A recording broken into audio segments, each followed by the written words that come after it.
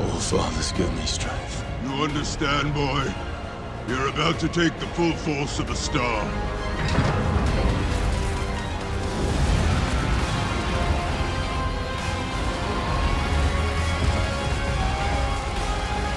With great power comes great badassery. Our favourite superheroes might be loved for all their morals and sense of justice, but let's face it, a huge chunk of their popularity comes from their epic fights and bossy standards. Now, you seem to want more and more with each video, so the TV region brings to you the top 25 most badass superhero scenes in the movies, Volume 2.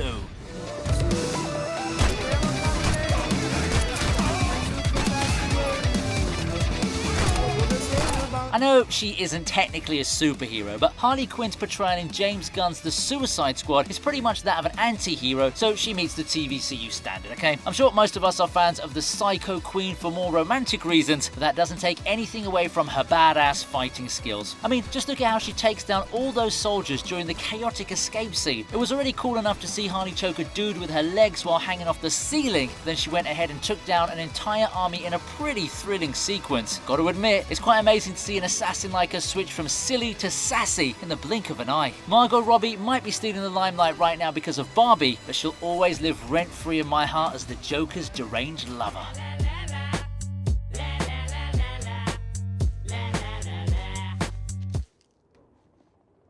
What?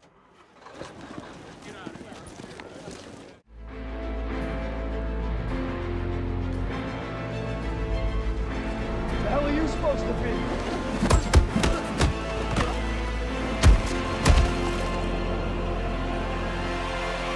I'm vengeance. If I mention the Joker, then you can rest assured the Dark Knight isn't too far away. But when that light hits the sky, it's not just a call. It's a warning. To them. Well, in this case, we're dealing with the Robert Pattinson version, but they've already teased Barry Keoghan as the iconic villain, so I can't wait to see that happen. Of course, we're dealing with badass scenes here, so I'm going to talk about how Bruce Wayne went from being the shadows to coming out of the shadows. Bro doesn't even need to say a single word as he takes down all those fake clown goons in a nicely directed fight scene that's got all the elements of a horror thriller emanating through its execution. After all the initial hesitation to accept a Twilight vampire as the new Batman, it sure was a relief to see Pattinson nail his role, and I'm totally on board for the Masked Vigilante's upcoming sequel. Our scars can destroy us, even after the physical wounds have healed. But if we survive them, they can transform us. They can give us the power to endure and the strength to fight.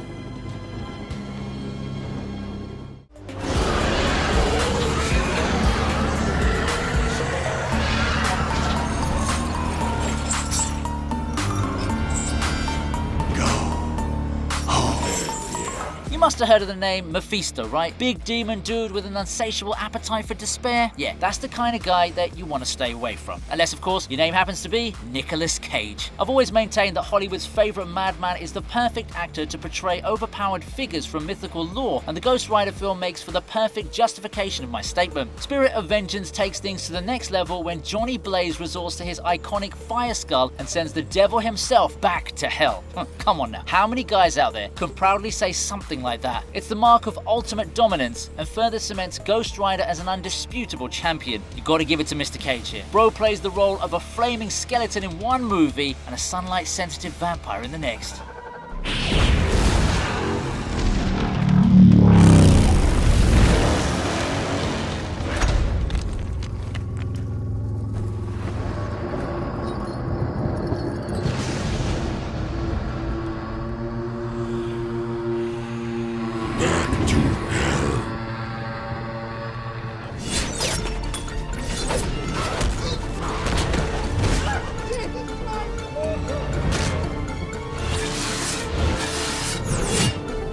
So let me simply add that it's my very good honor to meet you, and you may call me V. I've completely fallen in love with this film after a few repeat viewings, and more so, its titular hero, V. It's a pretty simple name to remember, but epic characters always like to add some context. That's exactly what he does here with Natalie Portman. Of course, he's got to save her first from all those grumpy thugs, but the way he went about his job made me wonder if he was some kind of Shakespearean fanatic operating behind that mask. And has vowed to vanquish these venal and virulent vermin, vanguarding vice and vouchsafing the violently vicious and voracious violation of volition. Verily, this vicious swaz of verbiage which veers most verbose, so let me simply add that it's my very good honor to meet you, and you may call me V. Bro took down an entire gang all while speaking in riddles and using ancient English to make his point to the confused Evie Hammond. I mean, all he had to do was say his name V, but I guess such a simple tactic wouldn't really fit in with his brand, would it? Thus I clothe my naked villainy with old odd ends, stolen forth from Holy Writ, and seem a saint when most I play the devil. Have mercy. Oh, not tonight, Bishop. Not tonight. After I kill Victor, I'm coming for you. Order the animal, Colonel. You got it.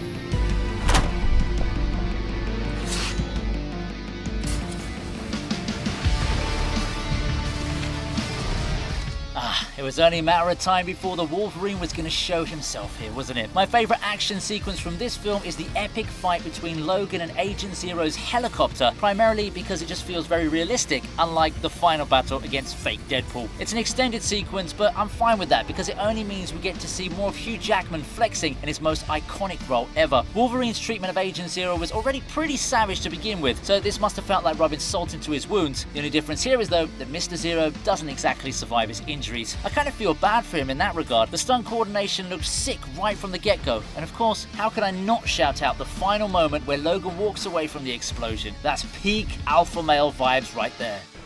Logan, we work as a team. Yeah, good luck with that.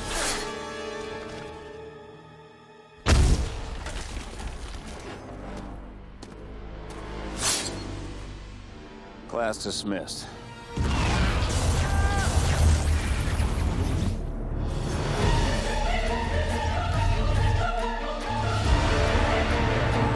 Dormammu, I come to bargain. Being a badass doesn't always have to mean using a bunch of overpowered moves to beat up the bad guys. Sometimes all you need to learn is the gift of negotiation and you're good to go. Case in point, Dr. Stephen Strange, who manages to save the world from being gobbled by Dormammu, all with one simple line that would go on to become an extremely viral meme. The scene perfectly captured the MCU's ability to turn any troublesome situation into a comical moment while at the same time maintaining the seriousness of the overall objective. You cannot do this forever. Actually, I can. This is how things are now. You and me, trapped in this moment, endlessly. It's kind of sad that they've lost that ability now with all their lazy writers, but hey, it's nice to think back to those good old days every once in a while, isn't it? You just had to be there. The whole "I've come to bargain" bit became an unbeatable trend for months to come after the film's initial release. Scenes like these were exactly why everyone was calling the Marvel franchise unstoppable. Yeah, you know, you really should have stolen the whole book because the warnings come after the spells.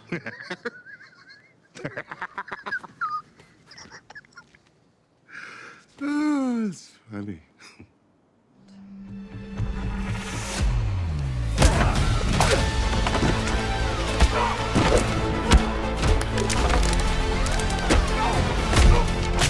Of course, for the MCU to become the gigantic juggernaut it was up until the aftermath of Avengers Endgame, the studio execs needed blockbuster films that would make billions of dollars at the box office. After the initial wave of Phase 1 films, we finally got the first Avengers movie, and it swept the world with over $1.5 billion at the box office. Now, most of us might be remembering this film because of the final battle or Iron Man's sassy performance, but let's not forget the interrogation scene with Black Widow. Scarlett Johansson has proven time and time again that she's got the perfect mix of beauty and skill, with this sequence being just one of many examples. Of course, it's got badass written all over it because she performs an epic switch from damsel in distress to brutal assassin. Man, I strive to have the kind of confidence Natasha Romanoff possesses.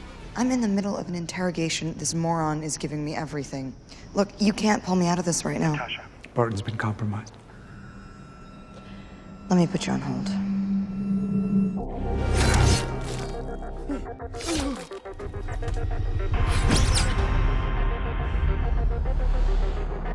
Okay.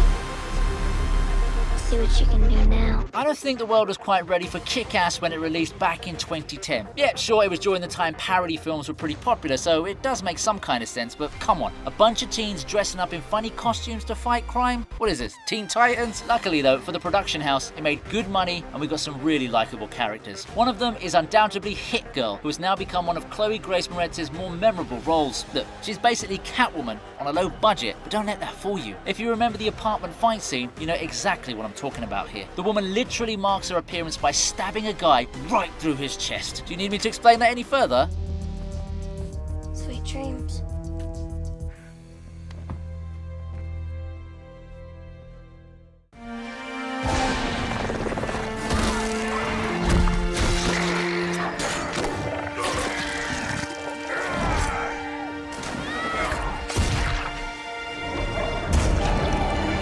Arthur Curry needs some love, especially with the Aquaman sequel coming soon. Yeah, I've been following the news and I know all about the controversy surrounding the movie, but let's not focus on some test screenings or problematic actresses. Instead, let's appreciate Jason Momoa for being able to grow out of his Game of Thrones role and cementing his name as a DCEU badass. Normally, you'd see me covering his fight against Black Manta or the final battle where he's riding Carathen. This time though, I'm going to talk about the trench scene where he dives in with Mira by his side and those sea creatures after his life. The reason this stands out to me is because of the visual impact it holds. James Wan really wanted to remind us that he's a horror film director, and it shows with the color grading and spooky choreography. Of course, Arthur comes out of it looking like a total boss man, so he gains my stamp of approval.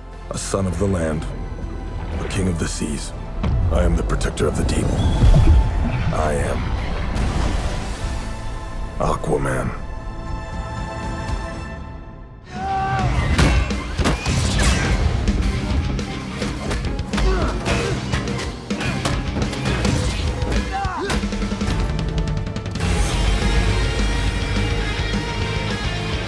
It's a bit sad, isn't it? When you see a couple of friends fighting each other over a brainwashed assassin. Yeah, I was just beginning to root for the bromance blooming between Steve Rogers and Tony Stark, but I guess Bucky wasn't having any of it, so he pulled a Drake by stepping in and breaking up the happy couple. We all know that relationships are risky business, but in this case, we're treated to a brutal encounter that's just as cool as it is emotional. Yeah, I can talk about how the writers basically had to force Iron Man to lose against Captain America and the Winter Soldier, but I won't do that today. Well, at least not in detail. The fight scene in itself was filled with brilliant execution. Let's kick his ass. And easily stands out as the most memorable moment from Civil War. That's quite the compliment, considering this film also has Spider-Man's MCU introduction and that iconic airport battle.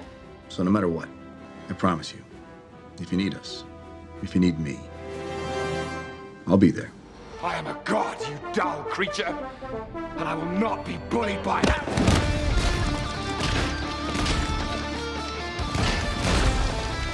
How would you normally show that you're a badass? Simple humans might not have anything impressive to say, but the Hulk has his own way of cementing dominance. He simply smashes and humiliates puny gods to remind us why he isn't the one to be messed with. I mean, I can't really defend Loki here because the man kinda dug his own grave by insulting the angry green giant with his fancy words. The reason why this scene works is because of the hilarious timing, but let's not forget that it also showcases the Hulk's brutal strength. Can you even imagine how cool it would have been if he had stayed this way? Even in She-Hulk, I sometimes wonder what Bruce Banner must be thinking when he sees his alter ego inflict such damage. Personally, I'd just sit back and look for some popcorn to munch on. Puny god.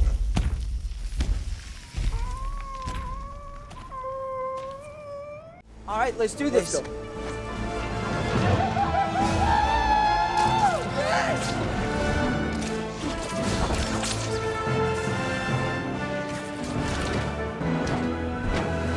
I think I speak for everyone when I say that Spider-Man is the most memorable Marvel superhero in the whole world. Before the MCU, we already had the Raimi trilogy, and before that, we had tons of comics to enjoy that were written and illustrated by people who actually cared about the character. So to witness Tobey Maguire, Andrew Garfield, and Tom Holland swinging together on the big screen was nothing short of nostalgic euphoria. This was the moment each and every one of us was waiting for, especially after a troubling time being locked up in our homes for over a year. Peter Parker will forever remain iconic, and this scene is as perfect as it can get when it comes to cementing his legacy in the film world. What's that for?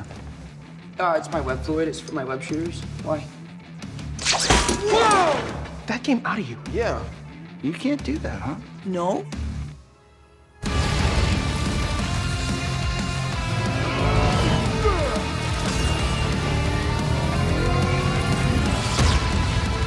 If the God of Thunder threatens you with violence, you do really need to take him seriously. Of course, a villain as overpowered as Thanos wouldn't exactly pay such words much heed because of all those Infinity Stones, but Thor made sure he lived up to his promise. Bring me Thanos! The fight scene in Wakanda is probably one of the most epic moments in Marvel film history, and a huge chunk of the credit goes to Thor's legendary entrance and total dominance of the Chitauri army. His revenge fight against Thanos wasn't exactly as long as we would have liked it, but it did give us a huge chunk of satisfaction. I mean, bro defeated a guy with all 6 Infinity Stones simply by throwing his Thunder Axe at him. This scene could have made it to my top 5 if Thor actually went for the head. You should have gone for the head. What did you do? I went for the head.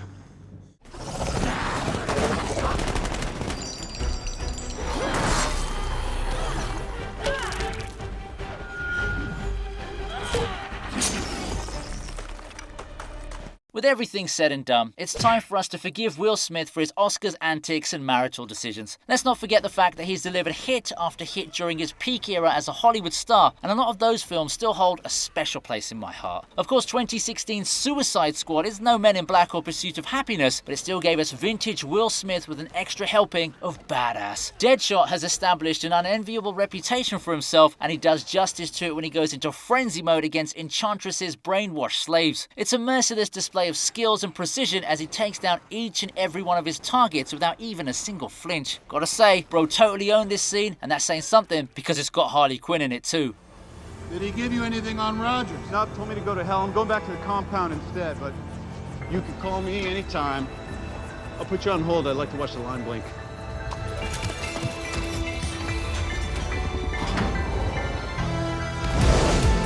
Did you really think I wasn't going to give Tony Stark some solo love? Alright, that might not sound right, but I always come with good intentions, right? Don't I? This is a scene split into two halves, because I particularly want to shout out the way he violated Ant-Man with one simple question. And Pym always said you never can trust a Stark.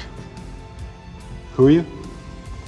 Of course, that's just outright hilarious, but the badass moment arrives when he gets into his jet and transforms into the Mark 46 Iron Man suit in the blink of an eye. It's easily the most badass transformation I've seen in a while, because it takes us by surprise with the sudden shift in music. I could feel a rush of adrenaline the moment I saw it unfold on the big screen, and moments like these just go on to show that class will always be permanent. Sometimes I want to punch you in your perfect teeth.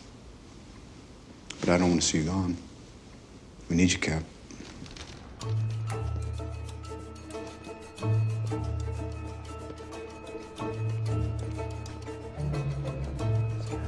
I have a 9-year-old daughter who loves Spider-Man. Who's she supposed to look up to now? This is the guy that gave the key to the city to? I'm gonna put some dirt in your eye. Being a badass comes with its own set of responsibilities. Sometimes you gotta do something just to keep up your brand image, and that's exactly what Bully Maguire does in his first public outburst. Look, I'm all about the hustle culture, but you need to draw a line when it comes to falsely accusing people of stuff they didn't do. I'm sure we can all think of someone who fits into that category, right? Well, Eddie Brock clearly didn't know who he was messing with. You're trash, Brock. Excuse me? Your picture's a fake. Because damn, Spidey totally violated him in front of a live audience. You want forgiveness? Get religion. It's bad enough that Peter Parker openly mocked and threatened his co-worker, but then he went one step further by getting him fired. If you don't know the context, he does come across as insensitive, but technically speaking, he kind of did the right thing there. Look, I'm begging you. If you do this, I will lose everything. There's not a brothel in town that will hire me. You should start OnlyFans. I'm finally set free.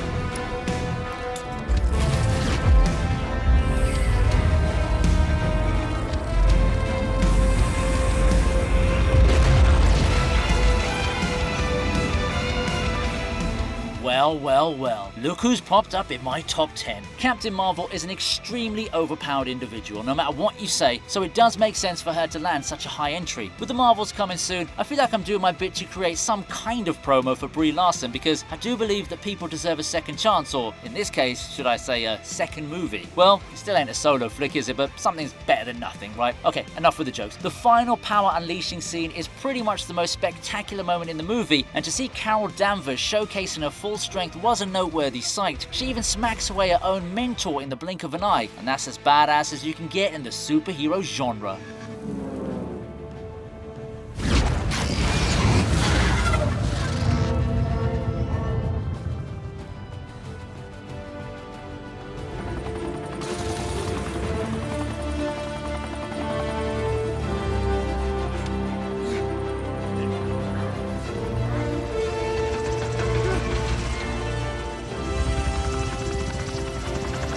The 1980s were such a different time, weren't they? Bodybuilding was reaching brand new heights, and this moment was spearheaded by multiple legends of the industry. Of course, the most prominent name out of those guys was Arnold Schwarzenegger, who not only conquered the world of muscles, but also the world of films. As a matter of fact, his "Get to the chopper!" line in 1987's Predator was so iconic that he inspired none other than Captain America himself. Now you know which scene I'm talking about, because frankly speaking, we barely get to see the true limits of Steve Rogers and his super soldier serum. The Civil War chopper scene was the first time I actually started looking at Captain America as a grade 1 badass. Just look at those biceps pop out. I can only dream of flexing like that with my current workout routine that involves 3 daily naps and 6 evening snacks.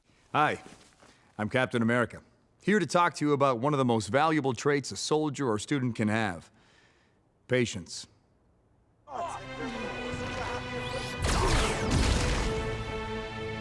Kalel, no!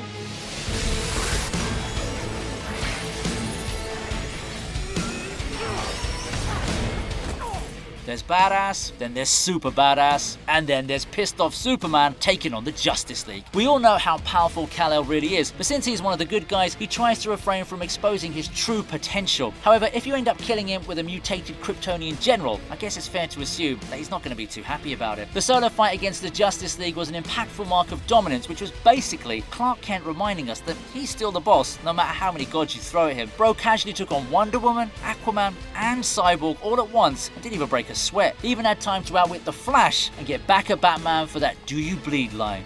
Need I say more? You won't let me live. You won't let me die. Tell me. Do you bleed? All fathers give me strength. You understand, boy? You're about to take the full force of a star.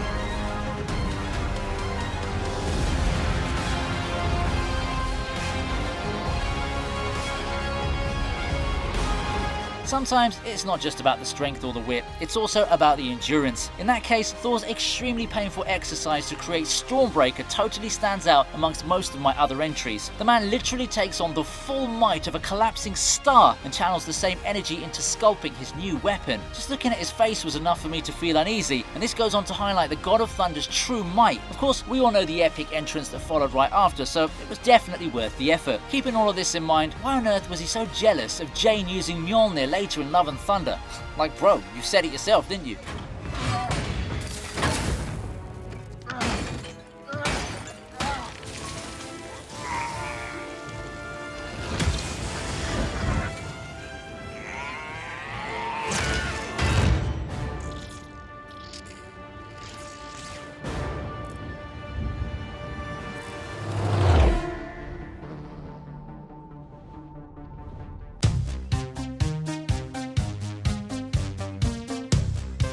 Is it really a badass list if I don't have a Quicksilver entry on it? The kitchen scene might have won all the fans in the beginning, but it was the X-Mansion escape mission that made all of our jaws drop. It's impossible to fathom the speed it would take to evacuate so many kids out of an exploding mansion, and yet bro managed to pull it off like a smooth criminal. No wonder he tried those Michael Jackson moves in the middle of the rescue, eh? This is most definitely a flex when you look at the power on display, but at the same time, he also establishes himself as Mr. Dependable, at least when it comes to avoiding close-range disasters.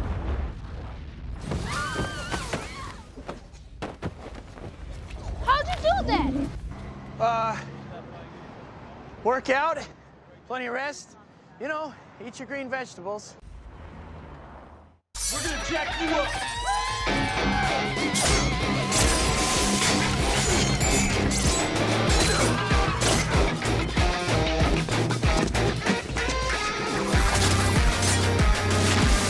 Now, this one's for you if you're a vampire lover and not the romantic kind. Blade will always remain Marvel's first movie superstar because, I mean, it is actually a fact. It was his franchise that got the company interested in long-term film productions, and the state of the market in 2019 only went on to prove that it was the best decision they could make. I can't really say much about the version they're working on right now because it isn't exactly smooth sailing, but I can most definitely appreciate the nightclub massacre scene where Wesley Snipes shows off his combat skills. The whole vibe of the battle was out of the box that people couldn't help but come back to it. He's brutal, merciless, and he knows exactly how to make a first impression.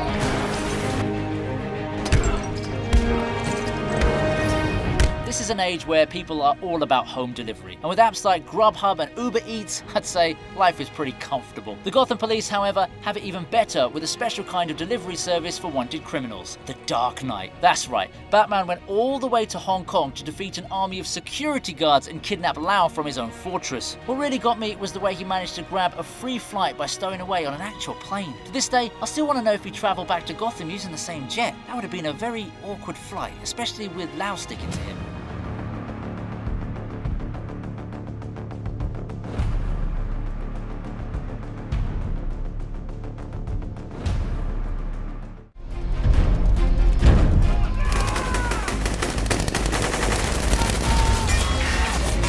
My turn.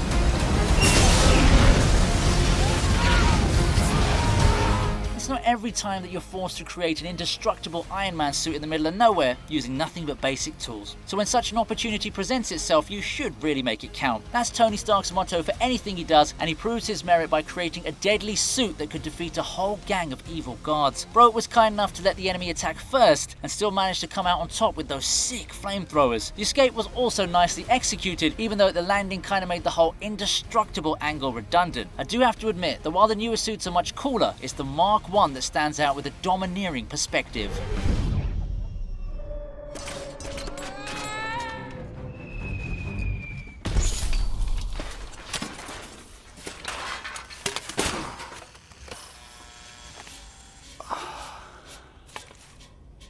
Not bad.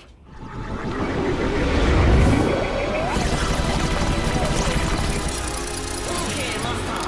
Let's kill the whole No matter what you do, there's always someone who's got his eye on you, and he most probably goes by the name of Clark Kent. 2006's Superman Returns is going to get all the praise it deserves from me, and the bullet to the eye scene was so epic that it managed to beat guys like Thor and Iron Man to take the top spot on today's list. But hey, if you think about it, who else was going to be number one? To see a freaking bullet get smashed simply by colliding against Kal-El's eye was something unreal back then, and still feels the same way even 17 years into the future. The most badass characters often don't need to say much to cement their reputation, and this scene pretty much epitomizes that statement.